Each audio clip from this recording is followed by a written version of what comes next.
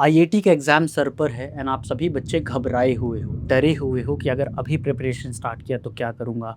15 दिन बचे हैं, 10 दिन बचे हैं, इतना तेज़ी से टाइम निकल रहा है। जब मैं फ़िज़िक्स करने जा रहा हूँ तो मेरे से बाकी चीज़ें ख़राब हो जा रही हैं। ये रिवाइज़ करूँ या वो पढूँ, क्वेश्चन प्रैक्टिस करूँ, थियरी करूँ।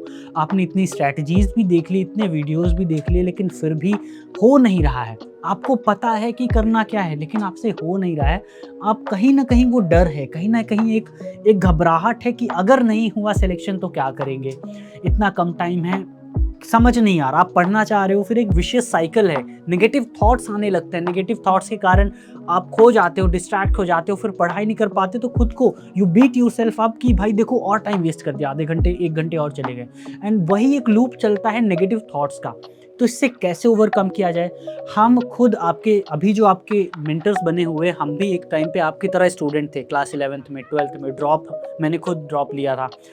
आकाश भाई ने ड्रॉप लिया था। तो जो ड्रॉपर्स का जो प्रेशर होता है ना स्पेशली कि अगर इस साल नहीं क्रैक किया, एक तो कई सारे लोग अगले साल से एलिजिबल नहीं होंगे, राइट? एंड ये काइंड ऑफ आखिरी मौका मिलता है जब हम खुद को प्रूव कर सकते हैं सोसाइटी में, अपने पेरेंट्स को and so on.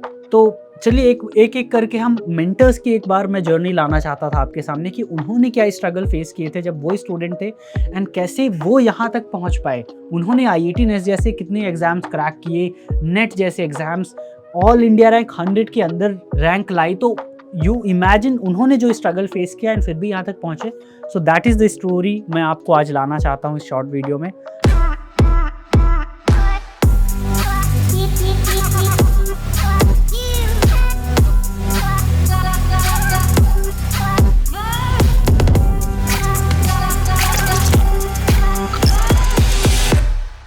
Akash sir, सबसे पहले इनका वेलकम करते हैं आपके पूकी भैया का।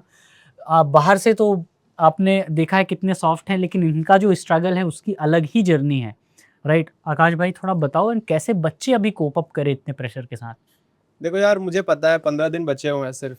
मतलब 15 दिन कोई बहुत ज़्यादा टाइम नहीं होता है ना? इसमें एट द एंड आप बहुत ज़्यादा चेंजेस नहीं ला सकते हो, लेकिन हाँ, मतलब कंटेंट वाइज़ चेंज नहीं ला सकते हो, लेकिन हाँ, अपनी हैबिट्स में या अपनी स्ट्रैटेजी में या और चीज़ें जो बिहाइंड द सीन चलती है, उसमें चेंजेस लाके आप अपने जो स्कोर्स हैं, उसको 20, 30, 40 नंबर और बढ़ा सकते हो, है ना?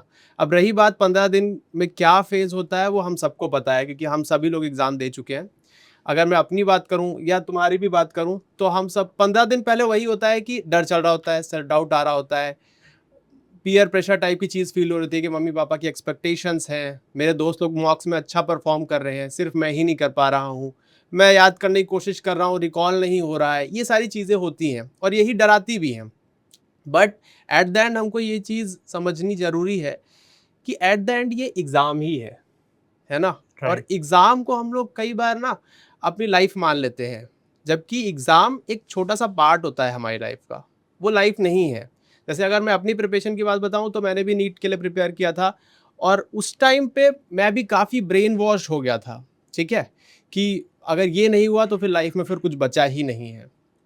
और एट द एंड वो नहीं हुआ, क्योंकि जब तुम किसी चीज़ के लिए बहुत ज़्यादा अटैच्ड हो जाते हो ना, बहुत ज़्यादा जब किसी चीज़ से तुम्हें अटैचमेंट हो जाती है, तो वो चीज़ की प्रोबेबिलिटी बढ़ जाती है कि वो तुम्हें नहीं मिलेगी।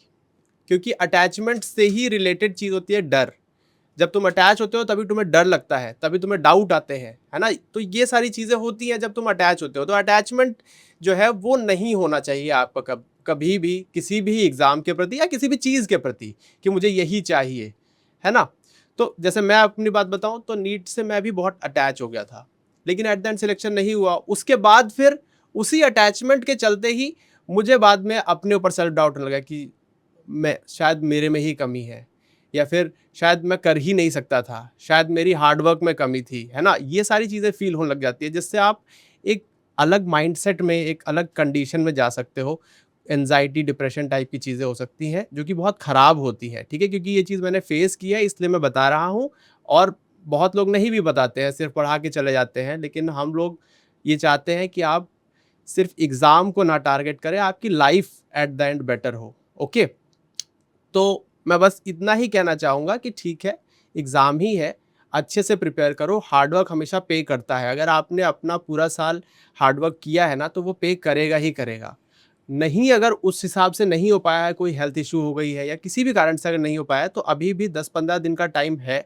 मुझे पता है क्रैश कोर्स में बहुत सारे बच्चों ने अच्छे से पढ़ाई की होगी और हमने देखा है कि क्रैश कोर्स में जो अच्छे से पढ़ाई कर लेता है उसका सिलेक्शन हो जाता है। बहुत प्रोबेबिलिटी होती है उसके सिलेक्शन की, क्योंकि कंपटीशन है, लेकिन कंपटीशन इतना भी ज़्यादा अभी नहीं है इस एग्ज़ाम में कि आप मेहनत करें फिर भी ना हो। नीट की तरह नहीं है ये एग्ज़ाम कि सभी मेहनत कर रहे हैं और सभी ने इतनी मेहनत की हुई है कि सभी के फुल नंबर आने की प्रोबेबिलिटी है और मल्टीपल ड्रॉपर्स हो। और मल्टीपल ड्रॉपर्स भी हो। यहाँ पे ऐसी कंडीशन नहीं है।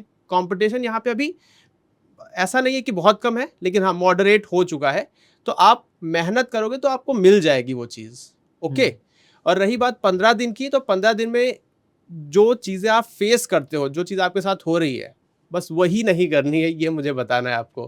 कि डरना नहीं है, ठीक है, सेल्फ डाउट नहीं करने हैं, सेल्फ एनालिसिस करनी है कि अगर आपके 15 में से 10 क्वेश्चन सही हो गए और 5 गलत हो गए, तो ये नहीं सोचना है कि पता नहीं मैंने क्या गुनाह कर दिया है, 5 क्वेश्चन गलत हो गए। आपको ये सोचना है कि कैसे गलत हो गए हैं और वो क्या रीज़न था, क्या कमी थी तुम्हारे कॉन्सेप्चुअल अंडरस्टैंडिंग में जिसकी वजह से वो गलती हुई है। तो मतलब इसको ऑब्जेक्टिव तरीके से सोचना है, ठीक है, इमोशनल नहीं होना है इस टाइम पे, क्योंकि हम कई बार इमोशनल हो जाते हैं और हम बह जाते हैं उसमें कि पता नहीं क्या होगा, स्पेशली नेगेटिव भावनाओं में बह जाते हैं। वही। तो हाँ। नेगेटिव को ना तुम स्विच करके पॉजिटिव करो। अगर ये थॉट्स आ रहे हैं कि नहीं होगा तो क्या होगा, ये सोचो कि इस बार तो करके रहूंगा, कैसे नहीं होगा, राइट? किस किस चीज़ों से नहीं होगा उसको मैं अचीव करके रहूंगा। थैंक यू सो मच आकाश भाई। अब हम बुलाते हैं हमारे फिजिक्स के मेंटर जेलर साहब, आपके सिद्धार्थ सर को। बाहर से ये जेलर साहब दिखते हैं, लेकिन इनकी भी काफ़ी स्ट्रगल्स रहे हैं। सिद्धार्थ भाई कुछ शेयर करना चाहोगे, करना क्या चाहिए बच्चों को अभी? हेलो, ये समय एक्चुअली सारे मेंटर्स के लिए थोड़ा मुश्किल होता है, क्योंकि हर साल अराउंड दिस टाइम हमको खुद की वो 2 साल का पीरियड आ जाता है। इट्स अ फैक्ट कि मतलब लास्ट लैप में जो भी हमने किया उसने हमारे परफॉर्मेंस को इतना एक्चुअली इफेक्ट नहीं किया था जितना मतलब 2 सालों के ग्राइंड ने किया था। लेकिन टेंशन तो सबसे ज़्यादा उसी पे हुआ था लास्ट 2 हफ्तों पे, इसीलिए आई कैन टोटली अंडरस्टैंड कि अभी मोस्ट ऑफ ऑल जो सबसे हेवी चीज़ तुम्हारे दिमाग में है वो कन्फ्यूजन होगी, क्योंकि करने के लिए तो बहुत कुछ है, बस 14-15 दिन बाकी है हाथ में। सिलेबस इतना बड़ा वास्ट सा सिलेबस तुम्हारे सामने पड़ा है, फिजिक्स का तो और भी वास्ट होता है। तो समझ नहीं आता कि पहले क्या करे, दूसरा क्या करे, तीसरा क्या करे, सेगमेंट नहीं करने को मिलता और एट द एंड हम इतना इफेक्टिवली अपना टाइम यूज़ नहीं कर पाते, सिंपली बिकॉज हम कन्फ्यूजन में थोड़ा गिर जाते हैं।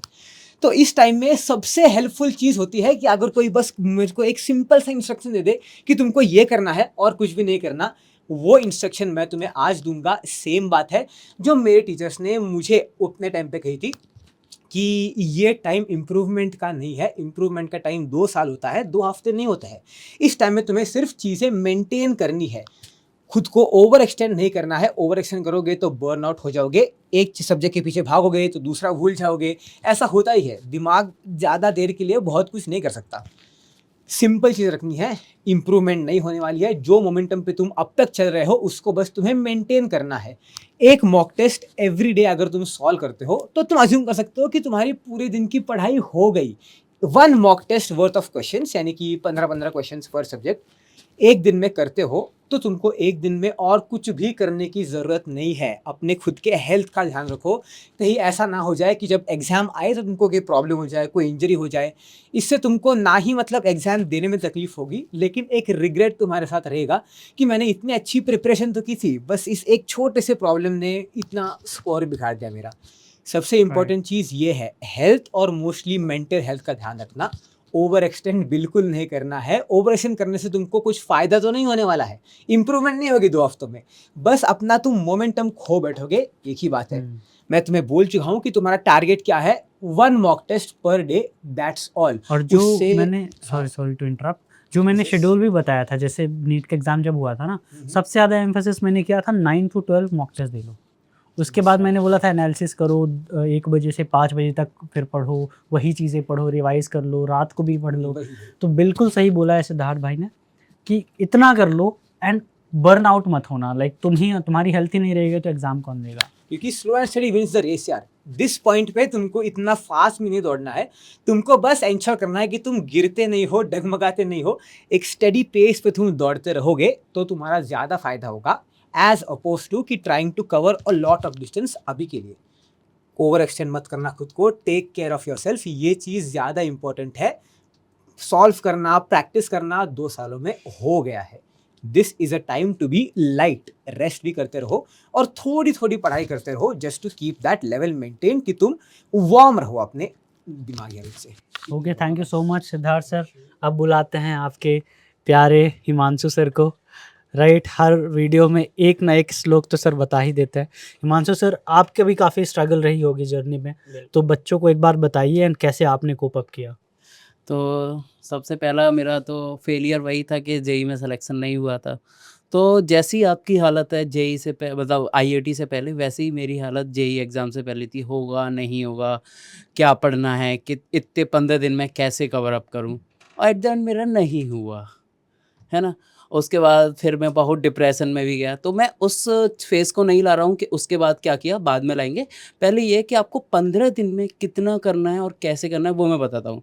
तो मेरे पिताजी एक बात बोलते हैं कि जो एग्ज़ाम टाइम होता है ना, उस टाइम पे जो स्टूडेंट की मेमोरी होती है अपने टीचर से ज़्यादा होती है। अब ये तो बड़ा कॉन्ट्राडिक्शन हो गया भाई, टीचर तो, लेकिन उस टाइम पे जो स्टूडेंट होता है ना, जो उसकी ताकत होती है, जिस तरीके से पढ़ाई करता है, वो एक टीचर उस साफ टाइम में नहीं कर पाएगा, पढ़ा भी नहीं पाएगा, क्योंकि वो डेली मॉक लगा रहा है, 4-4 सब्जेक्ट पढ़ा है। मैं एक ही सब्जेक्ट पढ़ाता हूँ और आप 4 सब्जेक्ट पढ़ रहे हो। तो इस टाइम पे हम आपको एक्स्ट्रा नहीं पढ़ा सकते। हम जितना पढ़ाया है उसमें हम बता सकते हैं कि हाँ ये आप कर लो, ये इम्पोर्टेंट है। एक्स्ट्रा नहीं पढ़ा सकते, बिकॉज आपकी जो मेमोरी है इस टाइम पे हमसे ज़्यादा है, आप हमसे ज़्यादा जानते हो, लेकिन आपको ये पता नहीं है कि आप कितना जानते हो। बस यही आपको देखना है, जानना है कि आप कितना जानते हो और उसको यूज एग्ज़ाम में कैसे करना है, क्योंकि एट द एंड वो 3 घंटे 25 मई के सबसे ज़्यादा इम्पोर्टेंट है। वहाँ आपको सारी चीज़ें यूज करनी है, जितनी भी आपने 2 साल में पढ़ी हैं वो आपको पूरा यूटिलाइज़ करना है 25 में 9 to 12 PM में, ठीक है। तो यूटिलाइजेशन आपके लिए बहुत इंपॉर्टेंट है। तो मैं कुछ एक्स्ट्रा नहीं बताऊंगा, केवल जो आप कर रहे हो आराम से करो, यूटिलाइज करो चीज़ों को। और हाँ, जैसे सिद्धार्थ भैया ने बताया था, हेल्थ का ध्यान रखना है। तो होता क्या है कि घबराहट होती है, एंजाइटी भी होती है इस समय पे। प्रॉपर डाइट लो, डाइट में कोई कमी नहीं रहना चाहिए। ऐसा नहीं है कि रात को खाना नहीं खाना, नींद नहीं आएगी तो मैं ज़्यादा पढ़ लूँगा, ऐसा बिल्कुल नहीं करना है। प्रॉपर नॉर्मल डाइट लो और बाहर का खाना अवॉइड करो, है ना। और ठंडा भी कम ही खाओ, क्योंकि मौसम अगर चेंज हो गया, जुकाम खांसी हो गया तो भी दिक्कत आ सकती है आपको। आइसक्रीम वगैरह का मन कर रहा है, मत खाओ अभी, ठीक है। नॉर्मल पानी, नॉर्मल खाना, जो भी हेल्दी डाइट है वही लो। बिल्कुल फास्ट फूड को अवॉइड करो 25 मई तक। उसके बाद खुद अपने आप पार्टी करने चले आना, है ना। अगर आपका सिलेक्शन होगा तो हम भी पार्टी करा देंगे, है ना। जो खाना है खा लेना, लेकिन फ़िलहाल के लिए आप केवल हेल्दी डाइट लो और जो भी आपका सिलेबस है, सेलेक्टेड इंपॉर्टेंट टॉपिक्स, उन पे पढ़ाई पे ध्यान दो। अब होता यह है कि लेट अस सपोज मैं मान लेता हूँ कि नहीं हुआ, लेकिन आपको ये सेटिस्फेक्शन रहना चाहिए कि हाँ मैंने अपना बेस्ट दिया था, जो भी मेरा बेस्ट था वो मैंने दिया था। जब मैं आईआईटी जेईई की तैयारी कर रहा था, मेरा नहीं हुआ था, तो मुझे सेटिस्फेक्शन था कि या आई गिव माई बेस्ट, ठीक है। अब मेरे पास कोई ऑप्शन नहीं था, then I did BSc, okay. तो उसके बाद आईआईटी जैम में मेरे को केवल एक ही चीज़ दिख रही थी, आईआईटी। कुछ नहीं था मेरे सामने, केवल वही था। तो लग जाना है। जो मेरे 15 दिन थे ना लास्ट के आईआईटी जैम के, सेम वही फेस था जो आईआईटी जेईई का था।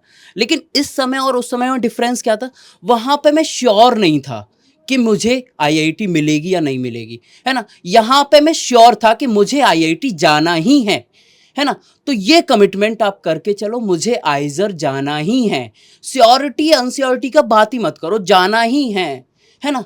तो बिल्कुल मिलेगा आइजर, जो आप चाहते हो बिल्कुल आपको प्राप्त होगा, लेकिन इसमें आपको कॉन्फिडेंस 100% होना चाहिए। खुद को अंडरस्टिमेट मत करो, खुद Yes. खुद से ही मत लड़ो, पूरी दुनिया से ऑलरेडी लड़ रहे हो।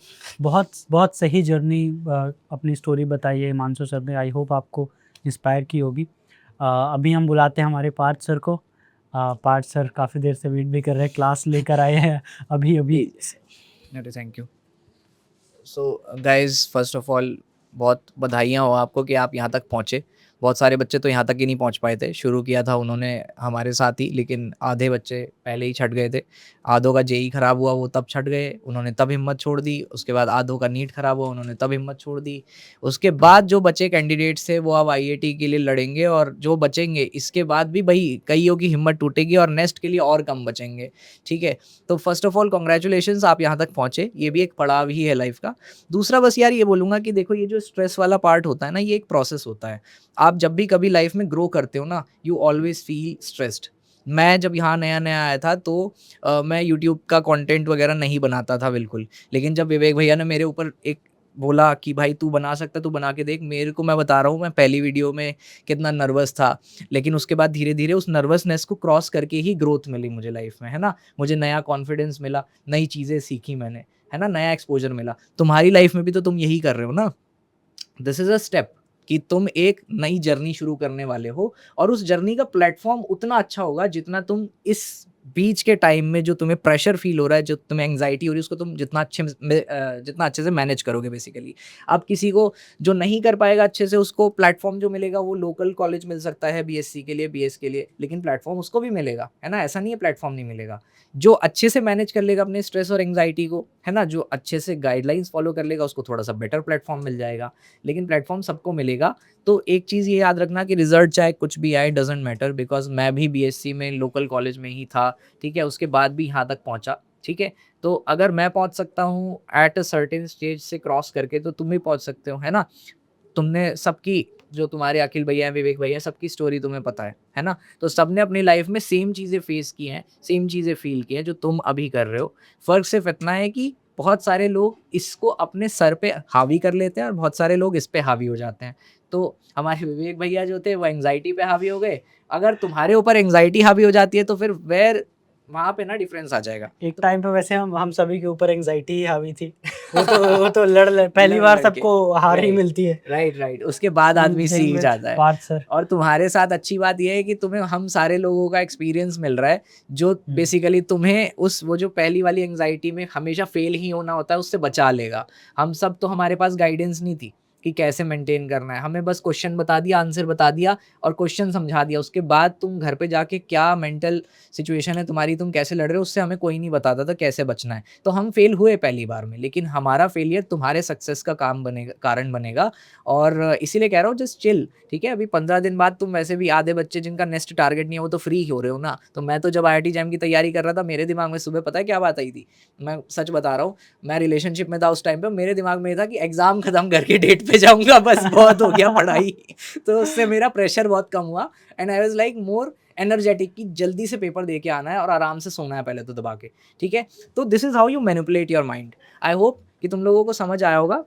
ये इनका तरीका था। यू अरे गाइस, तुम लोग तो मतलब हाँ। दूसरे तरीके से सोच सकते हो कि यार मैंने बड़े दिन से अच्छा खाना नहीं खाया, मैं फैमिली के साथ बाहर नहीं गया, या मैं बहुत दिनों से सोया नहीं हूँ, रिलैक्स करके मूवी नहीं देखी, कुछ ऐसा नहीं किया।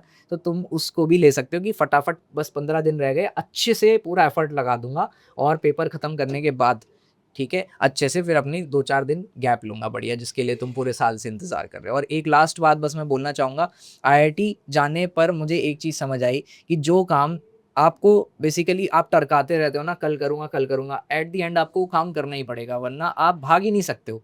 और जब आप एंड मोमेंट पे पहुँच के देखते हो ना, यार यही काम अब मुझे 1 घंटे में करना है, इससे अच्छा मेरे पास जब 1 हफ्ते का टाइम था, मैं धीरे-धीरे कर लेता और क्रिएटिविटी के साथ करता। अब एक दिन में क्या ही घटिया काम करके दूँगा। तो याद रखना, ये 15 दिन में ना थोड़ा रिवाइज़ करते रहो। ऐसा मत करना कि अभी तो 15 दिन हैं और मैं लास्ट के 3 दिन में देख लूँगा। बहुत सारे बच्चे आलसी हो जाते हैं, ठीक है? क्योंकि कई बार होता है ऐसा। तो ये चीज़ याद रखना कि जो तुम डेली करते रहोगे ना एफर्ट, वो तुम्हें लाइफ में हमेशा ये एक्सेस बर्डन से फ्री रखेगा। तो आराम से चलो, तैयारी करते रहो। तुमने सब पढ़ रखा है, तुम्हें सब आता है भाई। जितना तुम्हें आता है उतना मैंने MSc में सीखा था जाके। तो you are like far more ahead than your future, मतलब योर अर्लियर जनरेशन, राइट?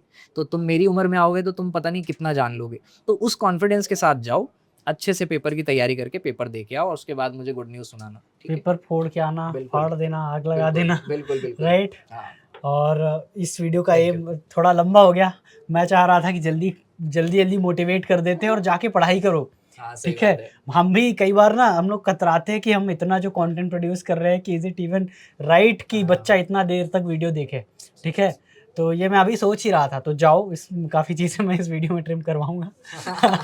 ठीक है और जाओ पढ़ाई करो, ठीक है। ओके आई होप आप लोग मोटिवेटेड फील कर रहे हो। All the best. Bye bye.